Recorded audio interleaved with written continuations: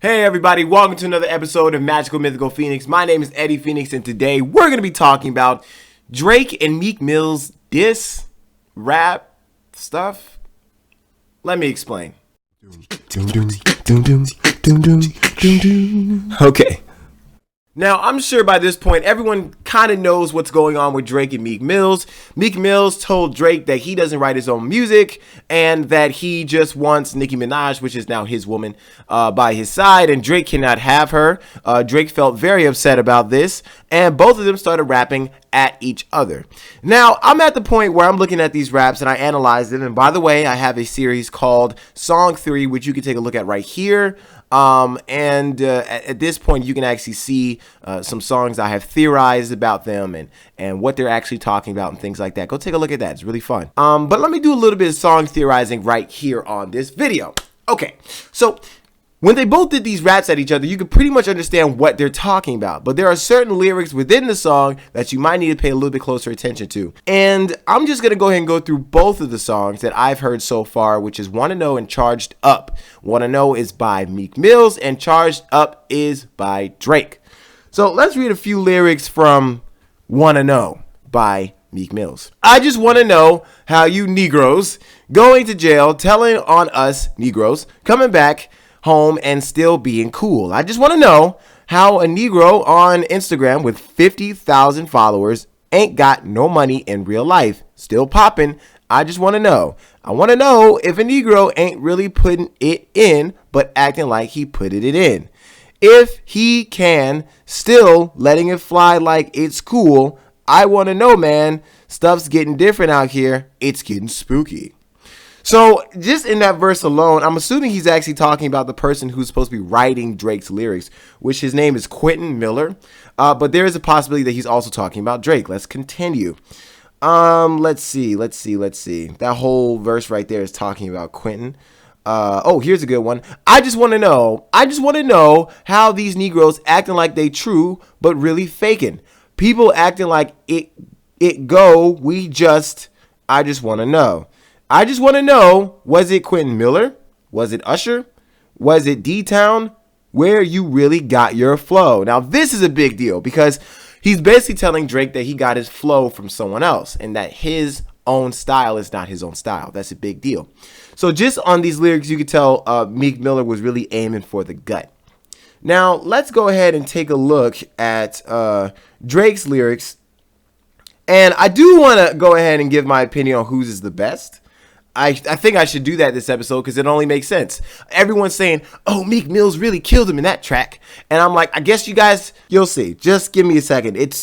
You'll hear it in a minute. Okay, now Drake's lyrics are, wow. Let me just read some of them to you.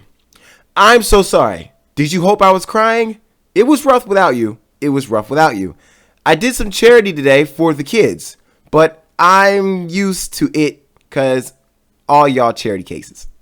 So this is funny because what he's saying actually is he gave $2 million to a Philadelphia school. Now, Meek Mills is from Philadelphia, so you can see why this would be a big deal to Meek Mills. So, and then after that, he was saying that he's used to doing charity because everyone around him is crazy anyway. And let's see. Wow, I'm honored that you think this is staged. I'm flattered, man. In fact, I'm amazed. The perfect start to the summer. Man, this stuff is a doozy. This stuff, the twist in the movie, but don't jump to conclusions. You boys are getting into your feelings on me. You should be embarrassed. This could be one of the realest moments. Now, what he's saying at this part basically is that everyone thinks that what he's doing is fake and that his stuff isn't real. So he's kind of just addressing that at this point. But I think some of the parts that really got me is when he started talking about some serious stuff. Come and live all your dreams out at OVO. We gotta make sure you get your bread. And you know the ropes. I get a ring and I bring it home like I'm Corey Joe. So at this point, he's saying, live your dreams. That's actually a motto from Meek Mills that he used in his song. So that's a little bit of disrespect all by itself. And then right here, while you boys was stankin' legging, trust me, this information is vital. I'm trying to take the high road. I still got love for my idols.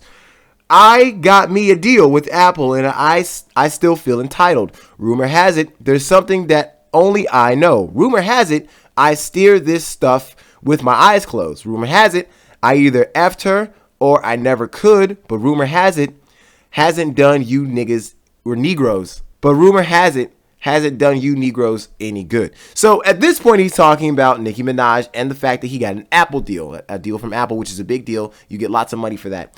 And then, of course, he's talking about people's speculation about that.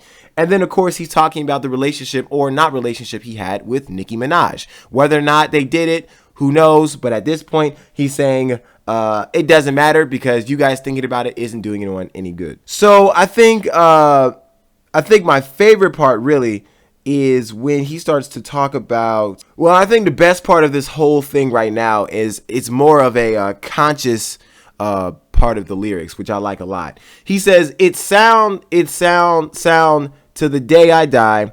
We go and live to keep this stuff alive. Cops are killing people with their arms up and your main focus is trying to harm us. And you think you about to starve us?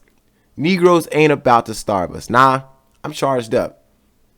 Now that's a serious lyric right there. What he's saying is you guys are so focused on me that you guys aren't even focusing on the real problems in the world, which was my previous video, which you guys should go check out right here.